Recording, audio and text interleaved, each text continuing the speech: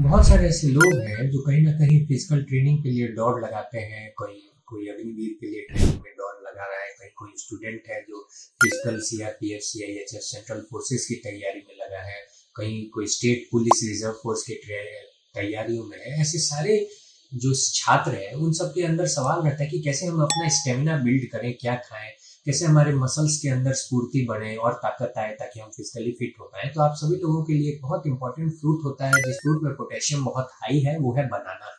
केला खाने से न सिर्फ आपको बहुत ज़्यादा फाइबर मिलता है बल्कि केले के अंदर विटामिन बी 12, इसके साथ साथ मैग्नीशियम, और मैग्नीशियम के अलावा सबसे इम्पोर्टेंट पोटेशियम के रिच सोर्स का भी जाना जाता है उसके लिए। इस वजह से आप सभी को चाहिए कि जरूर अगर दौड़ लगा रहे हैं तो न सिर्फ केले का सेवन करिए बल्कि केले के सेवन के साथ साथ इस बात पर ध्यान दीजिए कि केले में फाइबर की मात्रा होने से, मैग्नीशियम और साथ साथ पोटेशियम होने से आपको बहुत ज्यादा ताकत